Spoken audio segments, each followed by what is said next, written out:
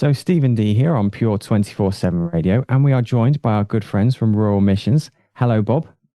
Good morning, Stephen. Pleasure to have you on to chat about Rural Missions and what you get up to. But we also have with us Becky. Hello, Becky. Hiya, Stephen. Nice to meet you. It's great to have you on. If you start, by the way, Bob, by just giving us a brief overview of why we do these conversations, what Rural Missions is all about. Yeah, of course. So, Rural Missions, we are a charity working across the UK, and our sole aim is to help churches in rural communities to engage its community and to help people find and follow Jesus where they are. Cool. And so we're here to chat a bit about that today. Where did you want to take the conversation today? So, the last couple of conversations we've had, I brought one of our team, Steffi. And so I thought it'd be great to bring Becky over, who has a whole wealth of wisdom and experience, specifically in the world of children, young people, and families. So I thought it'd be great to look at why are they so important to our communities, to our churches, and to the world as a whole. Just a small topic today. Absolutely. So what is your role then, Becky? Hiya, I am a Children, Youth and Families Mission Lead for Rural Missions. So I head up the work that we do in supporting churches to engage with children, young people and families in their community. Cool. And so what does a daily job look like for you then? What's the day-to-day stuff? Oh, no 2 days are ever the same. It's a real mixture of things. I'm often doing anything from meeting with ministry friends across the country online and having a chat about what they're up to and how we can connect and engage with them, all the way through to helping support a church in running their children's and youth work. Maybe recently I was sat at a messy church helping at the planting table. So my role can be incredibly varied. More of my time is spent thinking strategically around what does it look like to engage children, youth and families in our community in rural settings. How do we help them to encounter Jesus and to develop their own faith journey? But I do love it when I get to actually work with children and work young people. That's my first love. Excellent. Well, perfectly in the right job then. So what might be some of the differences for engaging with children and families, or helping to churches to engage with families, as opposed to some of the other stuff that we talked about there, Bob? Yeah, so it is an important aspect because I think rural communities, we do feel, are a little bit underloved and underrepresented, and we've spoke about that at length over the last this will be 10 weeks now. And one of the aspects that people also don't realize is that children and young people are still in our villages. I think we've become so accustomed to urbanization and what that means. So many of our churches that we talk to come to us and say, we know we have them around us, but we just don't know where to start. So that's where Becky and Rebecca, that are the resources cupboard, which is our CYF department here at Rural Missions, where they come in and really help to unpack what it means to engage, starting from some of the simplistic things as well. So Becky, I know it's not my interview, and I brought you in, so I'm going to ask you a question. Why is it important that we should engage with children and young people? Oh, big question there. We get given answers to this question a lot rather than being asked this question. So we get a lot of churches telling us that they need to engage children and young people because they need to keep their building going, they need the church to carry on in the future, that it's not going to be here if we're not involved. And I always backtrack completely from that and say, look, let's ask the question again. Why is it so important that we do this work? And the reason why is because it's our God-given mandate to tell the next generation. So it's really clear, Deuteronomy 6:7, tell the next generation, pass these stories on. And of course, we're in a society right now where, I mean, that's a task that's given primarily to a family, to pass it on to your family. We're in a society where most families don't have that story to pass on, the God story. And so we're connecting with whole families and helping them to encounter Jesus for the first time. And if children and young people are not in our churches, then we're missing out. They're an important part of the body of Christ. and anybody who's missing from that, we're missing out on them being part of that, and they're missing out from a relationship with Jesus. Yeah, I think there's something we've spoken about before on this is how children aren't just they're not tomorrow's church. They can be part of today's church, and I think that's a big, really important aspect of what you're talking about there, about how they can be very much a part of the church now. So when we're talking about these rural settings, and they can actually reach out to the community, that's not just the older folk. That's everyone, including the younger people. So yeah, it's really really important to remember they're actually part of today's church if we let them. Yeah, absolutely. And they're teaching us as well. I mean, I've recently become a Sunday school teacher, and I love it.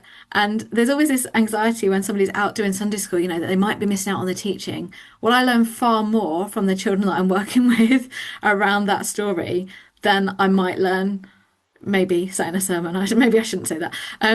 Maybe I'm learning as much as, but my sense is that they're teaching us and we're teaching them and we're learning together. And so if they're not in our churches, we're missing seeing something of who God is as well. They bear the image of Christ.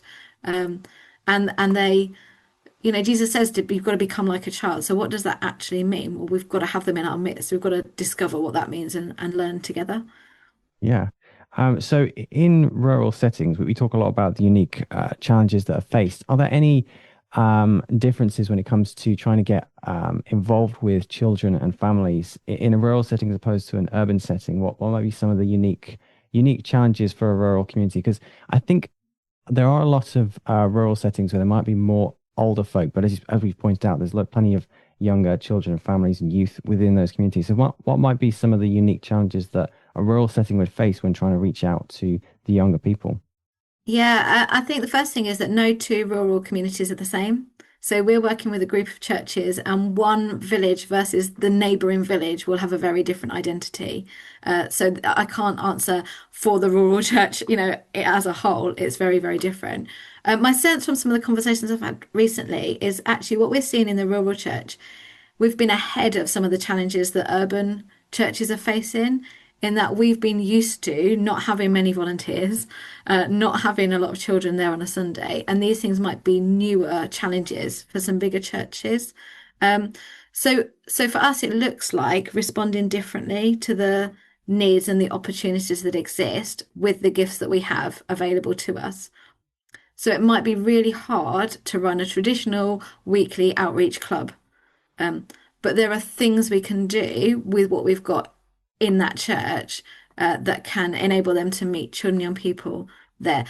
For instance, it might be really hard to find a volunteer team, a good sized team. So you've got all your safety recruited team, you've got all your DBS in check, you've got all your risk assessments. Actually, you just cannot get enough people to do that. Okay, what does it look like to do things with whole families, so that there's less of a burden on our team to be holding everything, but that families come together. Actually, that in itself is an absolute gift, because we can explore faith with parents and children together. What does it look like to do things less regularly? So we can't manage every week. We might be able to manage fortnightly or monthly. We can do that.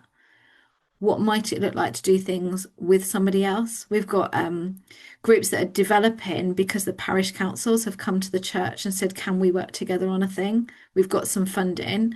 We want some youth provision. What does that look like we know that you guys you've got volunteers. We might not have hundreds, and you've got some skill, you've got some interest in this. What can you bring to that? So yeah, I think that's some of the specific challenges that we face in rural. There are then some that are really, really specific, like churches that say, well, we can't do it here because we don't have a toilet. And so you have to think very, very differently about what it looks like to do work in those settings. Do you know, one of the things I've absolutely loved from these conversations that we've been having over the last 10 weeks now is how there'll be a problem that will come up, and the solution that then comes to solve that problem is often quite simple. So as you're talking about lack of volunteers, lack of people able to provide what they want to provide, simple solution, you bring the whole family together, and then that problem's kind of solved. And then you kind of think, well, how sustainable is it? What can actually be done? And I really love hearing some of the really simple solutions to some of the problems that might be faced in trying to reach out into local communities. And in today's conversation around reaching out to the children, youth, and families in any local settings. So it's really cool to hear those stories of problems coming up and then simple solutions being provided. It's great. Yeah.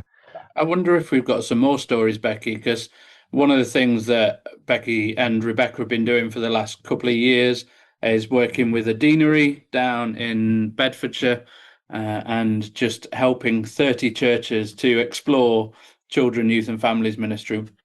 Why don't you tell us a bit about that, Becky? Because I think there's some real encouragement there. Yeah, there are, and I think what's been really great is from the work that we've been doing, it's bringing a atmosphere of let's try things. Some of this is going to work, and some of it's not, and some of it's going to work for a season, and then we'll need to revisit it. So being constantly learning as you go, I think, is really, really important.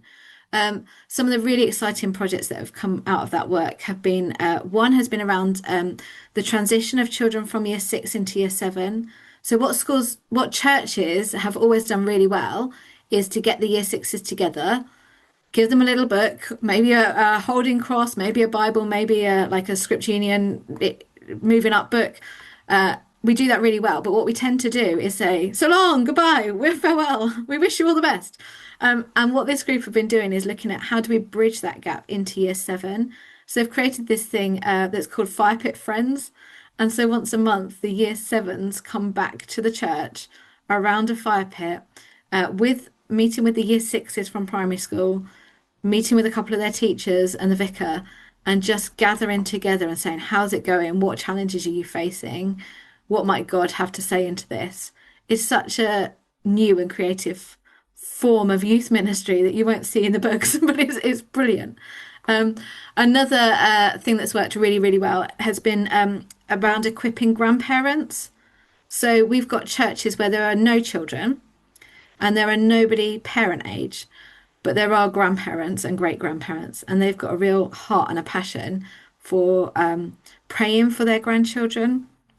And so in one church, this work's developed, and they started with an open church event last summer, where they had a whole range of activities, opened the doors, really lovely cake and coffee, and welcomed everybody in to play games and do crafts and have a tour of the church. Lovely. But then out of that, there's been a continuation. So in the October half term, a couple of the grandparents who were involved in the church got their grandchildren together in church and had a painting afternoon. And they just created all this artwork, and then they put it up, and they had an art exhibition just for people in the community to come and have a look and see what the children produced. And it's just for the children, it's been, this church is a safe place for me, that they value me. I have something to contribute here. My grandparents care so much about me that they've invested this time and effort and energy in this place that's clearly special to them, the church. And so we're just looking forward to seeing how that develops as a different form of doing ministry. That's been exciting. And there's been stories across we've tried different things. We've tried Wild Church, that was for a season, not forever. We've had another group of young people where the leaders of the churches said to them, we want you to run a youth service. And this group of teenagers turned around and said, we'll lead youth-led worship. It's going to be for everybody. We don't want it to just be for the teenagers. We want all ages there. And so they were having these once a month youth-led services where they would shape the teaching and the worship and the prayer, and seeing them grow in their ministry. And that was beautiful. That's really cool. That reminds me of what you were saying earlier about how it was the children. You learned so much from the children that you're working with, and how actually, like what we were saying about how actually children are very much part of today's church if we let them be. They're not tomorrow's church, but part of today's church. And as we've been exploring how rural settings, churches in rural settings might reach out into their local community, it's really cool to see, to hear about these positive stories of people being able to do exactly that, reaching out into their community, and to hear youth wanting to lead worship and to lead that time together. That's really, really cool to hear. Yeah.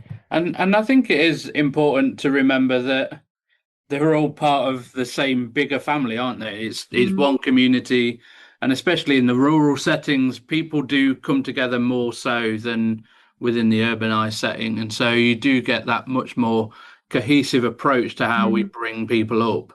And I know previously in our conversation, Stephen, I've talked about the hot chocolate stop And the fact that there are now several churches and Mm, it's quickly starting to multiply. Something as simple as having hot chocolate outside your church as school yeah. children go past with the right safeguarding in place. Don't just rock up and hope you can give kids hot chocolate, or even ice creams on the sunnier days.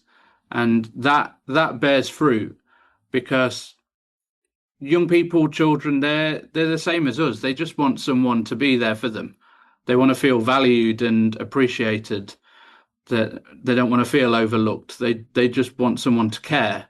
Mm. And I think the church, if you can't find care there, then we should just shut the doors and give up. But the reality is the church is a caring institution and we love people because God first loved us. So for me, that's why we need to crack on and do some work with children and young people because it's important to. God loves them, we love them. Yeah. I'm curious to know if there's something of a challenge trying to get churches to engage with the youth and families. If there's any unique challenges you come across, Becky, where perhaps churches are less willing to step out and help in that particular field. Yeah, I think there can be. Sometimes there's some fear. Um, Bob's mentioned safeguarding, which is so important. It's vital that what we do is safe. Um, but because it's misunderstood in churches, it often means that people are fearful of doing it because they might get the rules wrong, and we don't want to do Ah, that. So actually, we need to be equipping churches. We need to be encouraging them to access the right training, to see that this is all perfectly sensible and right and appropriate. Um, that can be a big barrier. It's never about not wanting to do it. It's more about obstacles in the way. So for some, it is actually we want to be involved in this, but we don't want to be the ones leading it. We don't have this expertise. We don't have the specialism. Uh, Young people can feel a bit scary if we've not worked with them for a while. So actually just breaking that down, doing a little bit of hand holding, helping people across that bridge really, uh, and forming those relationships that are so important. When we work with a church, we'll often say, do you have a toddler group? Well, we get asked all the time, we want to start a youth group. So we'll say, do you have a toddler group? And that's not maybe just being awkward. It's actually saying if we start with children from the very early days, we have the opportunity to speak into their lives long term, to form relationships long term, and to build something together with them. Uh, it's much harder going downstream and pulling people out of the lake than out of the river than it is to go upstream and prevent them falling in the first place. So let's walk with families from day one, and actually toddler groups are so much less scary than starting a youth group, I think. So yeah, there's always a different way to approach it. yeah. That's really interesting how people might be so put off by the fear of safeguarding and stuff like that, trying to get it right. It shows a heart of want to do it right and can understand that fear definitely. So walking alongside them and showing them it can be done. There are, ways to fill out the forms. It obviously I can appreciate why people would be put off by that. It is a huge challenge, but at the same time it can be overcome. And simply to be afraid of a few forms is not a reason to stop at the end of the day. Yeah, absolutely. Yeah. Yeah. Yeah, I think just speaking into that as well, I think it's also recognizing that children, young people want a voice into what is happening. Yeah. And sometimes we can put stuff on because we think it's right to put it on, Yeah. but actually we do need to approach them and figure out what's going to be the best space for them. So I remember speaking to a church once that they decided they were going to do a toddler group, and that was good. They'd engaged the community, they'd spoke about it, but they'd not included them in how do we do this. So I think it was you, Becky, that even told me the story that they set everything up, they'd got new toys, everything was great. They opened the doors for their first toddler morning and realized that no one can get in because they've only got steps up to the church. And so, where on earth are we going to put buggies? How are people going to get in here with children? And so it needed a bit of a rethink. And their heart was in the right place, but actually they'd not really thought and considered, let's bring someone else in to help shape this. Let's talk to those that this will be for and let them help to shape it. That could be a winner. Yeah, I think there's Interesting. two parts to that as well. I think there's a big thing at the moment about the fact that so Generation Alpha, those who are children right now, they want to be players in the game. They don't want things to be done to them. They want or for them. They want to be part of the solution. So for all us setting up these incredible programs or events that we think are amazing, they're not interested if they're not engaged in it. So I think that's really important that we actually listen to the voice of children and young people. And the second thing around that is around relationship. We've talked about relationships a lot today. Um, Building relationships means that we value the person in front of us. We value who they are and what they bring into the party, not just we've got the answer for you. And it's Jesus. I'm being a bit silly. We know the gift that Jesus has for us, but actually, let's listen to what people are really asking and what their heart and what their questions are. Yeah, I think we've talked a little bit about that before, actually, that the need to sort of see what the community needs. I think Bob mentioned someone setting something up that wasn't actually needed in that local area. And actually, if they tried something else, that was what was more needed. So asking and building up those relationships with the community, but it's really interesting to then consider how you then go about with the final result and how you might include everyone in it. And when we look at children and families and youth, I think it can be very easily decided, oh, that's something we do very different. Actually, all the same principles can be applied. A little bit different, a little bit more technical stuff when it comes to safeguarding, but all the basic stuff that we've talked about over the last few weeks still very much apply to this, just a little bit different, I suppose. Yeah, absolutely. Listening to them, working with them, figuring it out along the way, and not thinking that we've got to replicate this thing that someone else is doing and that's the right answer. What is going to work in our context? So I've talked a lot about toddler groups, but I know that in my local church we couldn't get a toddler group going, but we could get a like a warm space that ran after school run and had quite a few toddlers there. So that was really interesting. Actually, it might not be you can't have a cookie cutter approach to ministry. You've got to understand your context and what's going to work there and what's going to be appropriate. Yeah, which leads me perfectly, Becky, to say that anyone who's listening and you're thinking, where do I start? Like, what are the needs in my community? I could do with someone just to talk through, to offer some advice, some resources, maybe some training. Then I always like to end with it, Stephen. You can head to ruralmissions.org.uk because we would value and really love to be able to journey with people on this. So whether you're already established or just thinking, how do I get started, then do get in touch with us. We'd love to offer some free support and resource into how you engage children, young people and families in your community. Excellent. Thank you so much for joining us, Becky and Bob Goody. It's been a pleasure to chat and to really discuss this area of children, families, and youth. So, as Bob said, the address is ruralmissions.org.uk. Perfect. Thank you for coming. Thanks for having us. Thank you.